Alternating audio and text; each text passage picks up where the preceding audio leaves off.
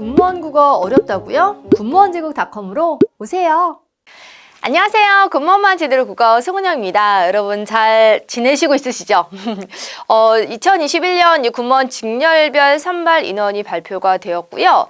이제 9급보다는 7급의 비중이 약하지만 그래도 7급 수치만 봐도 꽤 많이 뽑는다는 것을 아셨을 거예요. 그래서 7급 준비하시는 분들을 위해서 우리 7급 직렬별 선발 인원을 같이 공유를 할까 합니다.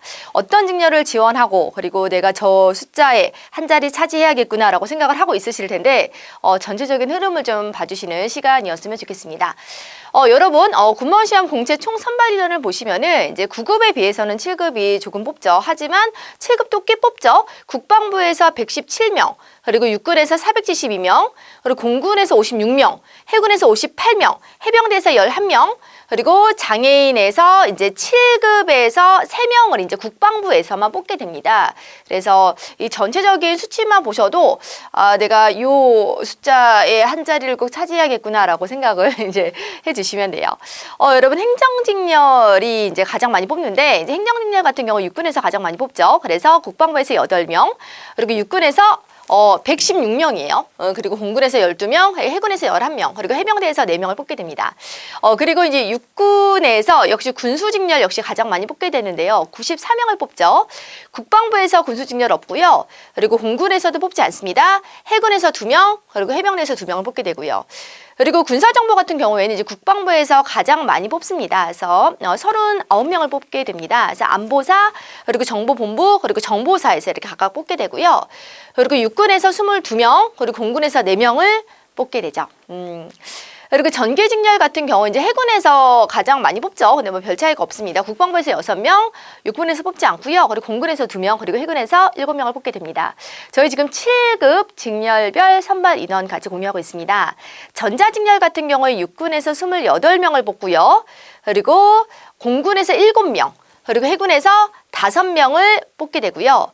그리고 통신직렬 같은 경우에 이제 국방부에서 12명을 뽑고요. 그리고 이제 장애인 1명, 그리고 육군에서 21명을 뽑게 되고요. 그리고 공군에서 7명, 그래서 해군에서 2명을 뽑게 되면서 이제 전자통신 뭐 관련해서도 7급 안에서도 꽤 인원이 지금 채워져 있다라는 느낌이 있으실 거예요. 전사직렬 같이 보도록 하겠습니다. 이제 국방부에서 일반 4명 그리고 장애인 1명, 공군 15명을 뽑게 됩니다. 그래서 전사직렬 같은 경우에 이제 공군에서 가장 많이 뽑는다라는 거고요. 우리 사이버 직렬 신설됐잖아요. 사이버 직렬 같은 경우는 육군에서 19명을 뽑게 되고요. 그리고 이제 육군 외에는 뽑는 곳이 없죠. 그리고 건축 직렬 같은 경우에 국방부에서 15명을 뽑게 되고요. 그리고 육군에서 3명을 뽑게 됩니다. 그리고 해군에서 2명, 그리고 해병대에서 1명을 뽑고요. 영상 직렬 같은 경우는 국방부에서 6명, 그리고 장애인 1명, 그리고 육군에서 이제 2명을 뽑게 됩니다. 일반 기계직렬 같은 경우는 국방부에서 5명이고요. 그리고 육군에서 1명, 공군에서 2명을 뽑게 되고요. 그리고 토목직렬 같은 경우에 국방부 9명, 육군 1명, 그리고 해군 1명. 그리고 기체직렬 같은 경우 육군에서 18명을 뽑게 되고요. 차량직렬 같은 경우에 육군에서 33명을 이제 뽑게 되죠. 국방부에서 1명 뽑네요. 수사직렬 같이 봐주시겠어요? 육군에서 14명을 뽑고요. 그리고 해군에서 2명을 뽑습니다. 화학분석 같은 경우는 국방부 11명, 그리고 해군에서 2명. 환경직렬 해군에서 2명, 해병대에서 2명. 그리고 의공직렬, 그리고 육군에서 2명, 그리고 공군에서 1명을 뽑게 되죠. 영양관리 같은 경우에 육군에서 36명을 뽑죠. 유도무기 육군에서 34명, 총포 육군에서 14명을 뽑게 되고요. 그리고 함정기관 같은 경우에 공군에서 4명, 그리고 해군에서 6명을 뽑습니다.